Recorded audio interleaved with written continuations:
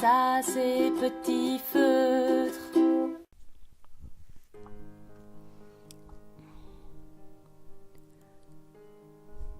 Bonjour à tous, aujourd'hui on se retrouve pour faire un Traveler Notebook comme les Midori. Donc j'ai utilisé ici une vieille couverture de carnet à spirale que j'ai découpée. J'ai mis du craft gommé pour faire la tranche et pour relier les deux parties. Déjà ça consolide, voilà. Ensuite j'ai pris un beau papier, les papiers de scrapbooking là, qui font 30 par 30 là, un peu chouette. Donc j'ai tracé grâce à la planche à plier pour découper à la bonne taille. Et j'ai tracé les arêtes aussi pour m'aider, pour pouvoir le coller plus tard. Ensuite j'applique du scotch double face sur les grandes parties. C'est un scotch, il colle super bien, j'utilise ça en carrosserie, c'est une tuerie, donc je sais que ça colle, un truc de fou. Donc pour coller déjà la couverture, donc j'applique ça et je colle petit à petit, il faut bien prendre son temps pour pas que ça fasse des faux plis et tout. Donc on marque bien les arêtes. Ensuite j'ai coupé, là j'ai pas filmé mais j'ai coupé les coins, j'ai replié les coins et là il va falloir remettre du scotch aussi, mais on va habiller donc l'intérieur des couvertures avec une jolie feuille. J'ai pris ça dans le magazine Flow comme vous pouvez le voir. Donc j'ajuste mes feuilles, je les coupe à la bonne dimension, voilà, je recoupe.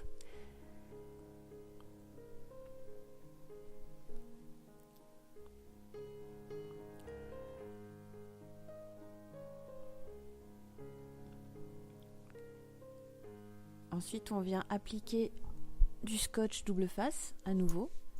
Déjà pour replier les bords et puis pour préparer aussi pour les feuilles de décoration de l'intérieur de la couverture.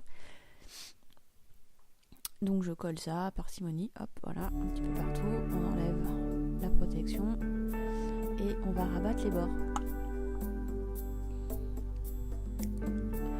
Donc quand les bords seront abattus, évidemment, il manque un petit peu de scotch là où on a mis les bords. Donc on va remettre un petit peu de scotch là où il y a eu les bords. Donc là j'ai un petit peu passé.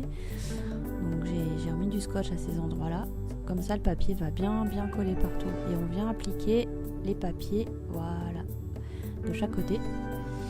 Il en manque au milieu. Et oui, c'est vrai. Donc je remets un petit bout de papier qui va bien au milieu pour que ce soit plus joli quand même. Bon, bien qu'on voit pas ça après quand il y a les carnets à l'intérieur, mais bon, c'est quand même plus homogène.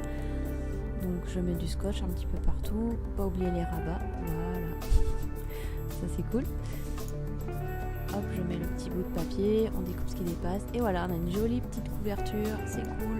Donc on n'a pas vu, mais j'ai fait des trous avec mon compas, j'ai pas de truc pour faire les trous. Et là je viens mettre mes carnets avec une ficelle, car j'ai mis l'élastique de Midori. J'ai un Midori, donc j'avais l'élastique orange là qui relie les deux trucs. Mais je trouve ça trop épais l'élastique, ça m'a toujours énervé.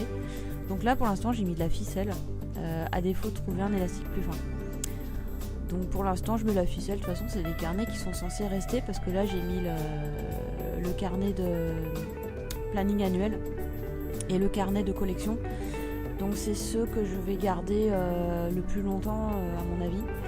Donc ils vont pas forcément bouger. Donc comme vous voyez, je fais des petites pages de présentation pour les reconnaître.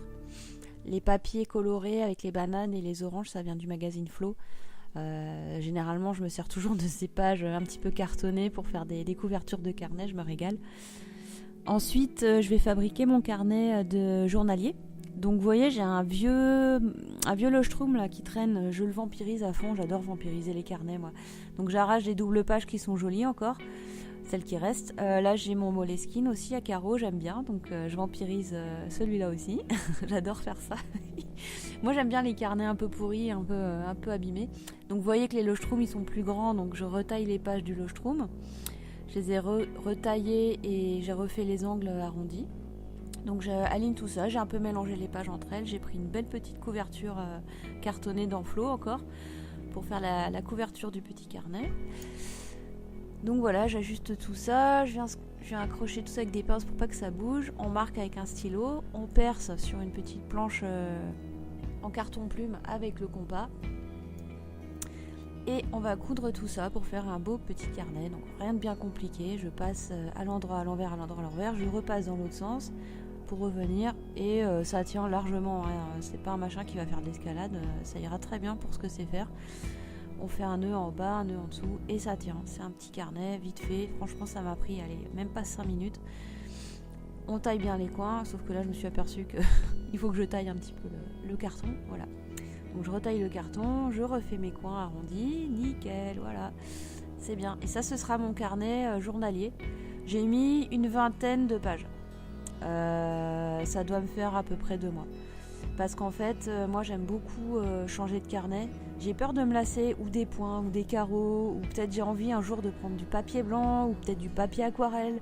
Donc j'ai envie de me donner la possibilité de changer de carnet au bout de 2 mois et pas de me dire oh là là, faut que je finisse mon carnet qui a 300 pages avant de pouvoir en changer. Donc je me laisse cette liberté là et je crois que c'est le meilleur système en fait.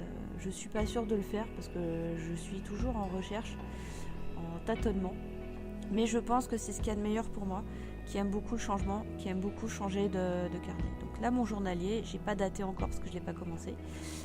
Et j'aime bien, il est sympa, voilà, j'adore. Donc voilà, si ça vous a plu, abonnez-vous, ça me fera plaisir. Au revoir.